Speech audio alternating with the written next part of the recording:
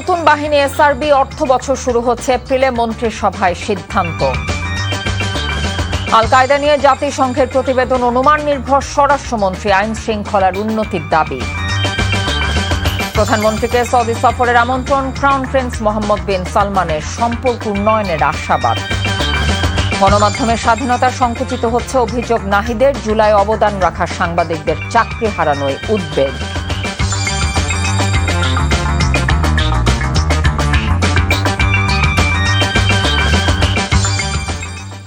আসসালামু আলাইকুম, কথা নাহিয়ান স্বাগত জানাচ্ছি এনটিভির রাতের খবরে। আই গ্যাস ইউনাইটেড শিরোনাম দেখছিলেন, এবার নিয়ে যাব পুরো খবরে। র্যাপিড অ্যাকশন ব্যাটালিয়ন র্যাব বিলুপ্ত করে পুলিশের অধীনে গঠিত হচ্ছে স্পেশাল রেসপন্স ব্যাটালিয়ন এসআরবি নামে নতুন একটি বিশেষায়িত ইউনিট। সোমবার সচিবালয়ে প্রধানমন্ত্রী তারেক রহমানের সভাপতিত্বে মন্ত্রিসভার বৈঠকে এসআরবি আইন 2026-এর খসড়ার চূড়ান্ত অনুমোদন দেওয়া হয়। প্রস্তাবিত আইনে র্যাবের জনবল, ক্ষমতা, কর্তৃত্ব, তহবিল, সম্পত্তি এবং রেকর্ড এসআরবির কাছে হস্তান্তরের বিধান রাখা হয়েছে। একই বৈঠকে অর্থ বছরের সময়কাল পরিবর্তনের সিদ্ধান্ত নেওয়া হয়েছে। 2028-29 অর্থ বছর জুলাই-জুনের বদলে হবে এপ্রিল-মার্চ, আর আগামী 2027-28 অর্থ বছর 9 মাসে শেষ করা হবে। অন্যদিকে কাঁচামরিচ ও টমেটোর দাম সহনীয় রাখতে আমদানিতে শুল্ক কর 61% থেকে কমিয়ে 20.5% করার অনুমোদন দিয়েছে মন্ত্রিসভা। গত 6 মাসে আইন শৃঙ্খলা পরিস্থিতির দৃশ্যমান উন্নতি হয়েছে দাবি করে স্বরাষ্ট্রমন্ত্রী সালাউদ্দিন আহমেদ বলেছেন, আল কায়দার তৎপরতা নিয়ে জাতিসংঘের অনুমান নির্ভর প্রতিবেদন সরকার আমলে নিচ্ছে না। আর অর্থমন্ত্রী আমির খসরু মাহমুদ চৌধুরী বলেছেন, চলতি বছরের মধ্যেই নতুন পে স্কেল বাস্তবায়ন করা হবে। দুপুরে সচিবালয়ে জুডিশিয়াল সার্ভিস পে কমিশনের সভা শেষে এসব কথা জানিয়েছেন তারা। খান আলামিনের রিপোর্ট। সরকারের 180 দিন পূর্তি উপলক্ষে সচিবালয়ে ছিল ব্যস্ততা। অর্থ মন্ত্রণালয়ে বৈঠক শেষে সাংবাদিকদের মুখোমুখি হন স্বরাষ্ট্র ও অর্থমন্ত্রী। এ সময় গত 6 মাসে আইনশৃঙ্খলা পরিস্থিতির উন্নতি হয়েছে বলে জানান স্বরাষ্ট্রমন্ত্রী। আইনশৃঙ্খলা নিয়ে সন্তুষ্টির বিষয়টা জনগণ বলবে। আমরা তো সবসময় বলবো আমরা আইনশৃঙ্খলা পরিস্থিতি উন্নত করতে পেরেছি, তবে জনপ্রত্যাশা অনুযায়ী উন্নীতকরণের জন্য আরও সময় লাগবে। আমাদের এখন মাত্র 6 মাস পার হলো, এর মধ্যে আমরা অনেক সংস্কার কাজ করেছি এবং আইনশৃঙ্খলা রক্ষাকারী বাহিনীর প্রশংসনীয় বিভিন্ন উদ্যোগ আপনারা দেখতে পেয়েছেন। বাংলাদেশে আল কায়দার তৎপরতা নিয়ে জাতিসংঘের প্রতিবেদন সম্পর্কে মন্ত্রী বলেন, অনুমান নির্ভর প্রতিবেদনের ওপর সরকার নির্ভর করতে পারে না। আমরা এগুলো আমলে নিচ্ছি না, রিপোর্টও এখনো পড়িনি। তাছাড়া আমি যতটুকু শুনেছি পত্রিকান্তরে, সেটা ওখানে বলা হয়েছে যে তারা একটা এজিউম করেছে আর কি, এটা অনুমান করেছে যে এরকম হতে পারে। তো অনুমান নির্ভর কোনো রিপোর্টের উপর আমরা তো অ্যাকশন করতে পারি না। অর্থমন্ত্রী জানান, আলোচনা পর্যালোচনা শেষে চলতি বছরই নতুন পে স্কেল বাস্তবায়ন করা হবে। পে কমিশনের অনেকগুলো দিক আছে, তো আমরা সবগুলো বিবেচনা করছি এবং আজকে আমরা আলোচনা হয়েছে, দীর্ঘ আলোচনা হয়েছে, আরও অধিকতর আলোচনার প্রয়োজনীয়তা আছে বিধায় আজকে পরে আমরা আবার বসবো। এবছরের মধ্যে হবে, সবই হবে। পূর্ণাঙ্গ ও চূড়ান্ত সিদ্ধান্ত গ্রহণের পর বিস্তারিত তথ্য দেওয়ার কথাও জানান আমির খসরু মাহমুদ চৌধুরী। খান আলামিন, এনটিভি নিউজ, ঢাকা। স্বাধীনভাবে সিদ্ধান্ত নেবার মাধ্যমে নত জানু পররাষ্ট্রনীতি থেকে বাংলাদেশ বের হয়ে এসেছে। প্রধানমন্ত্রীর কার্যালয়ের মুখপাত্র মাহদি আমিন একথা বলেছেন। তিনি বলেন, বিএনপি বিশ্বাস করে মেগা প্রজেক্টের নামে বেগা দুর্নীতি থেকে বের হয়ে আসতে হবে। ইফতেখার রেজার রিপোর্ট। ভঙ্গুর অর্থনীতিকে পুনর্গঠন, রাষ্ট্রের আমূল সংস্কার, টেকসই সামাজিক উন্নয়ন ও ধর্মীয় সামাজিক সংস্কৃতি, সম অধিকার সহ বিএনপির 31 দফা ইস্তেহার সরকারের 6 মাসে কতটা বাস্তবায়ন হয়েছে, এসব নিয়ে সাংবাদিকদের সঙ্গে প্রধানমন্ত্রীর প্রেস উইংয়ের মতবিনিময়। রাজধানীর তেজগাঁওয়ে প্রধানমন্ত্রীর কার্যালয়ে এ মতবিনিময়ে সরকারের 6 মাসের কাজের ফিরিস্তি তুলে ধরেন কার্যালয়ের মুখপাত্র মাহদি আমিন। বিএনপি নির্বাচিত সরকার বিশ্বাস করে আমাদের রাষ্ট্র পরিচালনার মূল মন্ত্র সবার আগে বাংলাদেশ। আমরা এমন একটি বাংলাদেশ গড়ে তুলতে চাই যেখানে বিশ্বের প্রতিটি দেশের সাথে দ্বিপাক্ষিক এবং বহুপাক্ষিক সম্পর্কের ভিত্তি হবে সমতা, ন্যায্যতা এবং মর্যাদা। আমাদের এই নির্বাচিত সরকারের সময় নতজন পররাষ্ট্রনীতির অবসান হয়েছে। আমরা বিশ্বাস করি বাংলাদেশের অভ্যন্তরীণ বিষয়ে কারো কোনো হস্তক্ষেপের ক্ষমতা নাই। জনগণের ক্ষমতায়িত রাজনৈতিক দল যেহেতু আজকে রাষ্ট্র পরিচালনা রয়েছে, জনগণের আকাঙ্ক্ষা এবং অভিপ্রায়ের উপর ভিত্তি করে সবার আগে বাংলাদেশ নীতিকে ধারণ করে সামনের দিকে এগিয়ে যাবে এই বাংলাদেশ।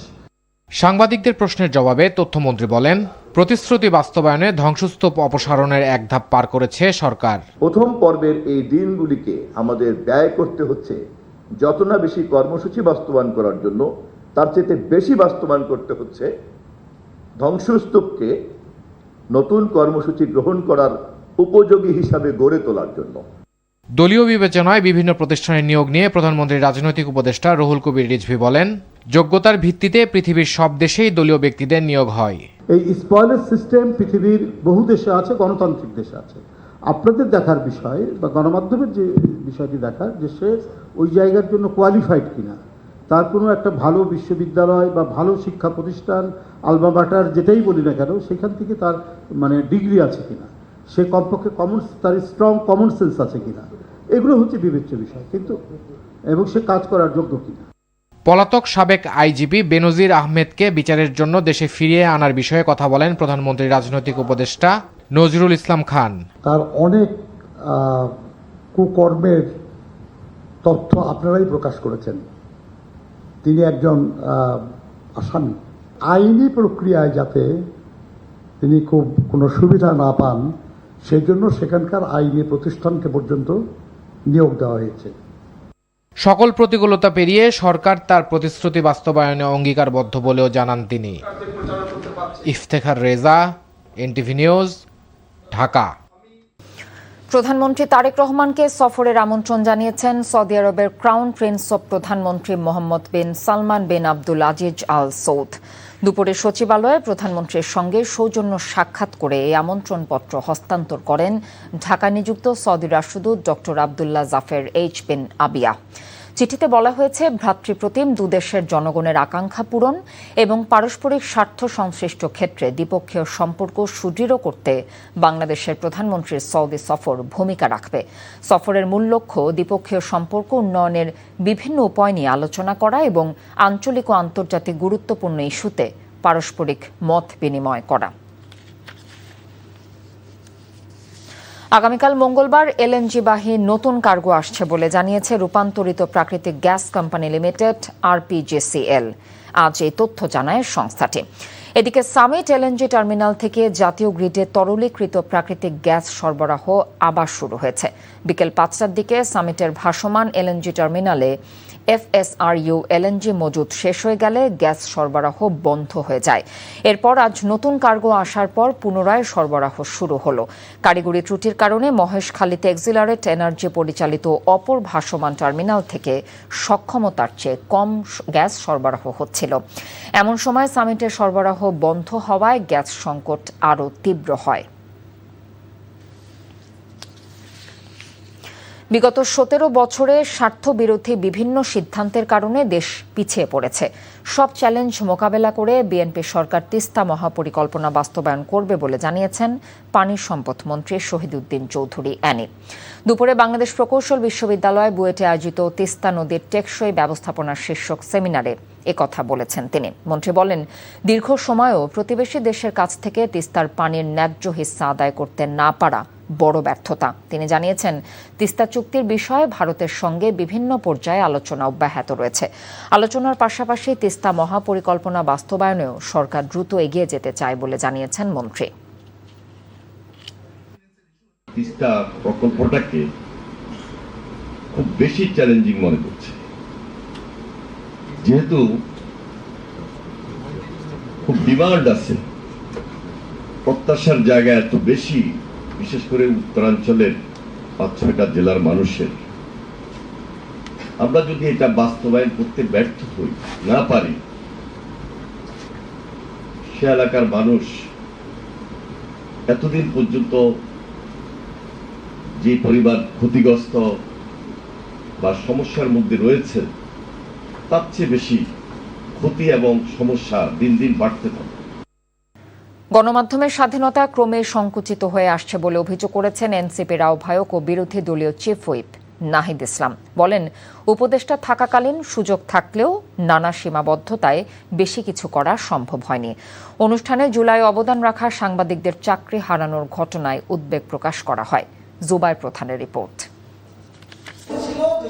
জুলাইয়ের সেই উত্তাল সময়ে বিবেকের তাড়নায় যেসব গণমাধ্যম কর্মী তৎকালীন স্বৈরশাসকের রক্তচক্ষুকে উপেক্ষা করে সত্য প্রকাশে নির্ভীক ছিলেন, তাদের মধ্যে কিছু সংখ্যকের অংশগ্রহণে সাংবাদিকের চোখে জুলাই অনুষ্ঠানের আয়োজন করে ডেমোক্রেটিক জার্নালিস্ট অ্যালায়েন্স ডিজিএ। জুলাইয়ের পরে যে সংগ্রামটা, জুলাইয়ের সে সময়কার সাংবাদিকতার চ্যালেঞ্জের কথা তুলে ধরেন বক্তারা। আর এমন একটা শক্তির এগেনস্টে সবাই রিপোর্ট করতেছে, তার এগেনস্টে লেখা মানে হচ্ছে আপনি একটা ধর্মযুদ্ধে নামা। যারা ন্যায়ের পক্ষে ছিল তারা জয় হয়েছে। ব্রিলিয়ান্ট, মানে জুলাই সময় যারা জার্নালিজম করেছেন তারা তাদের ভয়টাকে পকেটের মধ্যে রেখে দিয়েছিলেন। জুলাই বিপ্লবের পক্ষে যে সমস্ত সাংবাদিকরা ভূমিকা রেখেছেন, বিভিন্ন গণমাধ্যম থেকে তাদেরকে চাকরিচ্যুত করা হচ্ছে। সরকারকে বড় দায়িত্ব পালন করতে হবে। সরকার যদি পালন না করে, তাহলে জুলাই যদি ব্যর্থ হয়, তাহলে এই জুলাই আবার ফিরে আসবে। এই সময় 16 জুলাইয়ের প্রতিবন্ধকতা মারিয়ে এনটিভির সাহসী ভূমিকার কথা তুলে ধরেন এনটিভির প্রধান বার্তা সম্পাদক ফখরুল আলম খান কাঞ্চন। উঠে আসে রংপুরে আবু সাঈদের গুলিবিদ্ধ হওয়ার ঘটনা। গুলি করছে পুলিশ, ছাত্ররা দৌড়াদৌড়ি করছে, এরকম একটি অবস্থা। সিদ্ধান্ত নিলাম অন্যান্য কলিগদের সাথে কথা বলে আমি সরাসরি লাইভে চলে গেলাম। এই আবু সাঈদকে গুলি করে হত্যার দৃশ্যটা আমরা শুধুমাত্র এনটিভি লাইভে প্রচার করেছি। গণমাধ্যম সংস্কারের জন্য কমিশন গঠন করা হলেও এর সুপারিশ বাস্তবায়নে দৃশ্যমান অগ্রগতি নেই উল্লেখ করে এনসিপির আহ্বায়ক নাহিদ ইসলাম বলেন, গণভোট সংক্রান্ত গুরুত্বপূর্ণ সুপারিশ বাস্তবায়ন না হওয়ায় এই কমিশনের দাবিও আড়ালে পড়ে গেছে। সাংবাদিকদের সুরক্ষা আইন সহ অনেকগুলা ভালো পলিসি এসেছিল, সেগুলা এই সরকারের বাস্তবায়ন করা যাতে সরকার করে, সেই কমিশন অনুযায়ী সেই দাবি আমরা জানাচ্ছি। এখন টিভির 4 জন সাংবাদিকের কথা আমরা পার্লামেন্টেও বলেছি। তাহলে এই কাজগুলো যাতে, এই হয়রানিগুলো যাতে না করা হয়, সাংবাদিকদের সুরক্ষা যদি আমরা নিশ্চিত করতে না পারি, তাহলে তারা স্বাধীনভাবে কাজ করতে পারবে না। অনুষ্ঠানে স্বাধীন গণমাধ্যমের পাশাপাশি দেশের স্বার্থে সাংবাদিকদের দায়িত্বশীল ভূমিকা রাখার আহ্বান জানানো হয়। জুবাইর প্রধান, এনটিভি নিউজ, ঢাকা। আন্তর্জাতিক অপরাধ ট্রাইব্যুনালের চিফ প্রসিকিউটর আমিনুল ইসলাম বলেছেন, জুলাই অভ্যুত্থানে পালিয়ে যাওয়া শেখ হাসিনা ভারতে কোন স্টেটাসে আছেন তা জানে না বাংলাদেশ। আইনি প্রক্রিয়ার মাধ্যমেই তাকে দেশে ফিরিয়ে আনার পদক্ষেপ নেওয়া হয়েছে বলেও জানিয়েছেন তিনি। সকালে সাংবাদিকদের প্রশ্নের জবাবে এসব কথা বলেন আমিনুল ইসলাম। তামজিদ সুমনের রিপোর্ট। 1971 সালে মানবতা বিরোধী অপরাধের মামলায় 2013 সালে মাওলানা আবুল কালাম আজাদকে মৃত্যুদণ্ড দেয় ট্রাইব্যুনাল। এরপর থেকেই পলাতক ছিলেন তিনি। তবে 5 আগস্ট আওয়ামী লীগ সরকারের পতনের পর তিনি প্রকাশ্যে আসেন এবং সরকারের কাছে ফাঁসির সাজা স্থগিত চান, সেই সাথে আপিলও করেন। সোমবার আপিল বিভাগে আবুল কালাম আজাদের মামলায় আপিল গ্রহণযোগ্য হবে কিনা তার শুনানির দিন ধার্য ছিল, কিন্তু এদিন জানা যায় আপিল বিভাগে ফাঁসির রায় 1 বছরের জন্য স্থগিতের আবেদন করেছেন তিনি। সেই সাথে সংবিধানের 104 অনুচ্ছেদ অনুযায়ী কমপ্লিট জাস্টিস চেয়েছেন তিনি। আমরা কাউকে টার্গেট করে আমাদের শুনানি না, আমরা আইন অনুযায়ী যেটুকুন যা বক্তব্য তাই। আইন অনুযায়ী কোনো আপিল 30 দিনের পরে মেনটেনেবল না। এই পর্যন্ত ট্রাইব্যুনালের জাজমেন্টের বিরুদ্ধে 30 দিন পরে মেয়াদ উত্তীর্ণ হওয়ার পরে কোনো আপিল এই পর্যন্ত গ্রহণযোগ্য হয় নাই, এবং আমরা বিশ্বাস করি যে এই আপিলটিও যেটা মৌলানা আবুল কালাম আজাদ ফাইল করেছেন, এইটিও রক্ষণীয় নয় এবং এটিও ডিসমিস হবে। বাংলাদেশের ইতিহাসে কোনো নজির নেই, বিশ্বের ইতিহাসেও সেরকম কোনো নজির নেই যে সমস্ত জায়গায় কমন ল অ্যাপ্লিকেবল, যে কোনো আসামিকে এভাবে না শুনে মৃত্যুদণ্ড দেওয়া হয়। আমাদের মৌলানা আবুল কালাম আজাদের কেসের ক্ষেত্রে আমরা যেটা বলবো, ওনার উপরে অন্যায় করা হয়েছিল সে সময় মৃত্যুদণ্ড দিয়ে, সেটার আমরা ন্যায় বিচার চাই। এদিন শেখ হাসিনার প্রসঙ্গ উঠে আসে। এক প্রশ্নের জবাবে চিফ প্রসিকিউটর বলেন, শেখ হাসিনা ভারতে কোন স্ট্যাটাসে আছে তা এখনও জানে না বাংলাদেশ। আইনি লড়াইয়েই তাকে ফেরানো হবে বলেও জানান তিনি। আমরা শেখ হাসিনা কী স্ট্যাটাসে ওখানে আছেন এটি কিন্তু আমরা ক্লিয়ার এখন পর্যন্ত জানি না। আমরা আইনি লড়াই করে আনার জন্যই তো ইতিমধ্যে বাংলাদেশ সরকার ভারত সরকারের কাছে তারা আবেদন করেছে।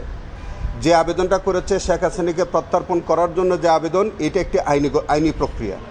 সেই আইনি প্রক্রিয়ার মধ্য দিয়ে তাকে আনার জন্য বাংলাদেশ সরকার প্রয়োজনীয় পদক্ষেপ নিয়েছে। এদিকে জুলাই অভ্যুত্থানের সময় বিভিন্ন গণমাধ্যমে উস্কানিমূলক বক্তব্য দেয় সাংবাদিক শ্যামল দত্ত, মোজাম্মেল বাবু ও ফারজানা রূপাকে ট্রাইব্যুনালে হাজিরের নির্দেশ দেওয়া হয়েছে। Tamjid Suman, NTV news, Dhaka.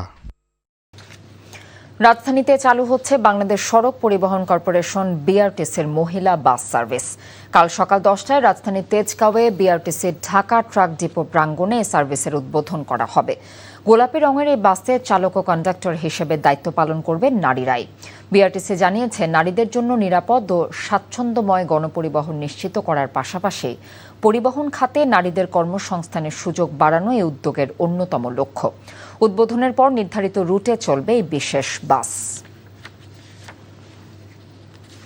নিবন্ধনের আওতায় আসছেন রাজধানীর হকাররা। দিতে হবে নিবন্ধন ফি এবং মাসিক খরচ। এছাড়া স্থানীয় সরকার বিভাগের চূড়ান্ত করা বিধিমালা আগামী 2 সপ্তাহের মধ্যে দক্ষিণ সিটিতে বাস্তবায়নের ঘোষণা দিয়েছেন প্রশাসক আব্দুস সালাম। বিকেলে নগর ভবনে আয়োজিত মত বিনিময় সভায় এসব তথ্য জানিয়েছেন প্রশাসক। রাজধানীর মূল সড়কে যান চলাচল বন্ধ করে হকার বসতে নিষেধাজ্ঞা আরোপের কথা জানিয়ে তিনি বলেন, পুরো ফুটপাত নয়, বরং পথচারীদের জায়গা রেখে দোকানের নির্দিষ্ট স্থান নির্ধারণ করে দেবে সিটি কর্পোরেশন এবং ডিএমপি। নীতিমালা অনুযায়ী হকারদের নিবন্ধন ফি থাকবে 5,000 টাকা, প্রতি বছর নবায়ন ব্যয় 2,500 টাকা এবং মাসিক ফি দিতে হবে 3,000 টাকা। আগামী 2 সপ্তাহের মধ্যে আমরা এটা সমাধান করব, এটা বলছি।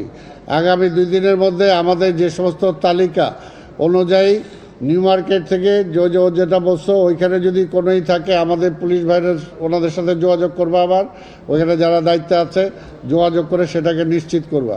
নতুন করে কালকে আসলেই আবার নতুন করে হকার যাতে ঢাকায় না হয়।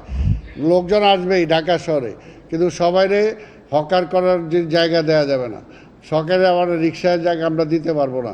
তো সেটার জন্য আমরা চাই যে আপনারা সহযোগিতা করবেন। আপনারা সহযোগিতা না করলে কিন্তু সম্ভব না। এদিকে স্থানীয় সরকার প্রতিমন্ত্রী মীর শাহে আলম জানিয়েছেন, ব্যাটারি চালিত অটো রিকশা নিবন্ধন পেতে হলে সৌর বিদ্যুতের মাধ্যমে চার্জ দিতে হবে। অটোরিকশা নিবন্ধন দেবে সিটি কর্পোরেশন এবং রাজধানীকে 8 জোনে ভাগ করে ভিন্ন ভিন্ন রঙে চলবে এসব রিকশা। জোন সংখ্যা পর্যায়ক্রমে 13টি করা হবে। সচিবালয়ে স্থানীয় সরকার বিভাগের আওতাধীন প্রতিষ্ঠানগুলোতে সৌর বিদ্যুৎ ব্যবহার সংক্রান্ত সভা শেষে এসব কথা জানান তিনি। মীর শাহে আলম বলেন, বিদ্যুৎ সাশ্রয়ে পৌরসভা সহ সরকারি দপ্তরগুলোতে নবায়নযোগ্য জ্বালানি ব্যবহারের সিদ্ধান্ত হয়েছে। বিদেশি শিক্ষার্থীদের বাংলাদেশে পড়াশোনার সুযোগ বাড়াতে ভিসা নীতি সহজ করার উদ্যোগ নেওয়া হচ্ছে বলে জানিয়েছেন শিক্ষামন্ত্রী এহসানুল হক মিলন।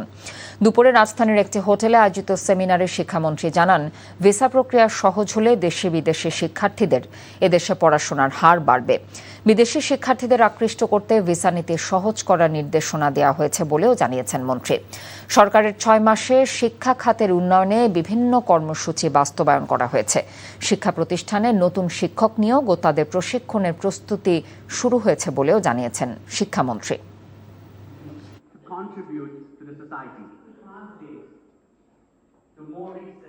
আমরা নিউ রিক্রুটমেন্টের দিকে যাচ্ছি। আমাদের স্কুলে, গভর্নমেন্ট স্কুলে রিক্রুটমেন্ট পিছিয়ে আছে, সেটার জন্য আমরা পিএসসির সাথে we are keep on connecting with them, এবং কিছু কিছু করে পাচ্ছি। আমাদের কলেজের শিক্ষক স্বল্পতা রয়েছে, সেটাকেও আমরা অ্যাড্রেস করছি। অ্যাজ এ হোল আজকে তো দেখলেন প্রাইভেট ইউনিভার্সিটি তাদের ক্রস বর্ডার এডুকেশন হতে শুরু করে তাদের রিসার্চ বাড়ানো, সেগুলিকে আমরা অ্যাড্রেস করছি। আমরা পাবলিক পরীক্ষা অ্যাক্ট 1980 অ্যাক্টকে পরিবর্তন করেছি। ইট মিনস 180 ডেজ হচ্ছে আমাদের আগামী দিনের চলার পথে শিক্ষা ব্যবস্থা যে সকল পরিবর্তন করা দরকার সেগুলির দিকে আমরা অ্যাড্রেস করছি। বরগুনায় আত্মীয়ের বাড়িতে বেড়াতে গিয়ে পায়রা নদীতে গোসলে নেমে তলিয়ে যাওয়া 10ম শ্রেণীর শিক্ষার্থী জুয়ের মরদেহ 33 ঘণ্টা পর উদ্ধার করা হয়েছে। সন্ধ্যায় তালতলী উপজেলার জয়ালভাঙা নলবুনিয়া এলাকায় নদীর তীরে স্থানীয়রা মরদেহটি দেখতে পায়। খবর পেয়ে লাশ উদ্ধার করে ময়না তদন্তের জন্য হাসপাতালে পাঠায় পুলিশ। জুই রাজধানীর মিরপুরের একটি স্কুলের শিক্ষার্থী ছিল। ছুটিতে সে বরগুনা সদরের লতাকাটা এলাকায় আত্মীয়ের বাড়িতে বেড়াতে গিয়েছিল। গতকাল সকালে স্বজনদের সঙ্গে পায়রা নদীতে গোসল করতে নেমে প্রবল স্রোতে তলিয়ে যায় সে। বাংলাদেশের বিভিন্ন খাতে ১,০০০ কোটি টাকা বিনিয়োগ করার ইচ্ছা প্রকাশ করে বিনিয়োগের জন্য সহায়ক পরিবেশ তৈরির আহ্বান জানিয়েছেন সংযুক্ত আরব আমিরাতে প্রবাসী বাংলাদেশি ব্যবসায়ীরা। আজ রাজধানীতে এক সংবাদ সম্মেলনে জানানো হয়, আমিরাত থেকে বাংলাদেশ সফররত ব্যবসায়ী প্রতিনিধি দল এর আগে পররাষ্ট্রমন্ত্রী এবং প্রবাসী কল্যাণমন্ত্রীর সাথে দেখা করে বিনিয়োগের সহায়ক পরিবেশ তৈরির আহ্বান জানায়। ব্যাংক, ড্রাই ফুড, প্রসেসিং শিল্প, চিকিৎসা, পর্যটন সহ বিভিন্ন খাতে তারা বিনিয়োগের আগ্রহ জানিয়েছেন। আমিরাতে বাংলাদেশি শ্রমিকদের ভিসা জটিলতা নিরসনের কূটনৈতিক তৎপরতা চালানো এবং দূতাবাসে রাজনৈতিক নিয়োগ না দিয়ে দক্ষ কর্মকর্তাদের নিয়োগ দিতে সরকারের প্রতি আহ্বান জানিয়েছেন প্রবাসী ব্যবসায়ীরা। দেশের জনপ্রিয় মোবাইল অপারেটর ব্র্যান্ড এয়ারটেলের নাম পরিবর্তন করে সার্কেল নামে আজ থেকে যাত্রা শুরু হয়েছে। সকালে ঢাকার প্যান প্যাসিফিক হোটেল সোনারগাঁয়ে আনুষ্ঠানিকভাবে উন্মোচন করা হয় ব্র্যান্ডটি। অনুষ্ঠানে রবি এক্সিয়াটার ব্যবস্থাপনা পরিচালক ও প্রধান নির্বাহী কর্মকর্তা জিয়াদ সাতারা বলেন, ১৬ বছর ধরে এয়ারটেল বাংলাদেশের তরুণদের সঙ্গে বেড়ে উঠেছে। সার্কেল সেই যাত্রারই পরবর্তী ধাপ। ব্র্যান্ডের নাম বদলালেও আমাদের মূল প্রতিশ্রুতি অপরিবর্তিত থাকবে বলে জানিয়েছেন তিনি। এয়ারটেলের 016 নম্বর package balance, MMS, wallet, account ও লেনদেন থাকবে আগের মতোই সচল এবং নিরাপদ। তরুণ প্রজন্মের পরিবর্তিত ডিজিটাল চাহিদা বিবেচনায় কৃত্রিম বুদ্ধিমত্তা সহ আধুনিক প্রযুক্তি নির্ভর সেবা দেওয়ার লক্ষ্য সার্কেলের। নারী এশিয়া কাপ ও এশিয়ান গেমসের জন্য 15 সদস্যের দল ঘোষণা করেছে বাংলাদেশ ক্রিকেট বোর্ড। চলতি মাসে সংযুক্ত আরব আমিরাতে অনুষ্ঠিত হবে নারী এশিয়া কাপ। পরের মাসে চীনের আইচি নাগোয়ায় অনুষ্ঠিত হবে 20তম এশিয়ান গেমস। দুই প্রতিযোগিতার জন্যই একই দল রাখা হয়েছে। বাংলাদেশকে নেতৃত্ব দেবেন নিয়মিত অধিনায়ক নিগার সুলতানা জ্যোতি। তার ডেপুটি হিসেবে রয়েছেন বাঁহাতি স্পিনার নাহিদা আক্তার। দলে আছেন শারমিন সুলতানা, সোবাহান মোস্তারির মতো অভিজ্ঞ ক্রিকেটাররা। এশিয়ান গেমসের প্রথম কোয়ার্টার ফাইনালে স্বাগতিক চীনের মুখোমুখি হবে বাংলাদেশ নারী ক্রিকেট দল। আবারও দেশের খবর। সুপ্রিম কোর্টের সাবেক বিচারপতি AKM আসাদুজ্জামানকে চেয়ারম্যান করে দুর্নীতি দমন কমিশন দুদকের 3 সদস্যের কমিশন গঠন করা হয়েছে।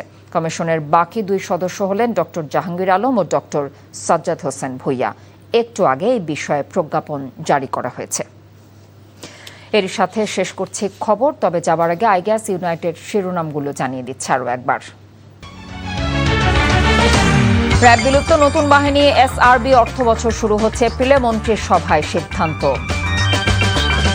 আল কায়দা নিয়ে জাতিসংঘের প্রতিবেদন অনুমান নির্ভর, স্বরাষ্ট্রমন্ত্রী আইন শৃঙ্খলার উন্নতির দাবি। প্রধানমন্ত্রীকে সৌদি সফরের আমন্ত্রণ, ক্রাউন প্রিন্স মোহাম্মদ বিন সালমানের সম্পর্ক উন্নয়নের আশাবাদ। গণমাধ্যমের স্বাধীনতা সংকুচিত হচ্ছে অভিযোগ নাহিদের, জুলাইয়ের অবদান রাখা সাংবাদিকদের চাকরি হারানোয় উদ্বেগ। এ ছিল এনটিভির রাতের খবরে। এ খবরের ভিডিও সহ আপডেট জানতে ভিজিট করুন এনটিভি অনলাইন www.ntvbd.com। এছাড়াও এনটিভির জনপ্রিয় সব অনুষ্ঠান ও খবরের আপডেট জানতে ভিজিট করুন আমাদের ইউটিউব ও ভেরিফাইড ফেসবুক পেজ। রাত 1টায় মধ্যরাতের খবর দেখার আমন্ত্রণ রইল। এতক্ষণ সাথে থাকার জন্য ধন্যবাদ সবাইকে।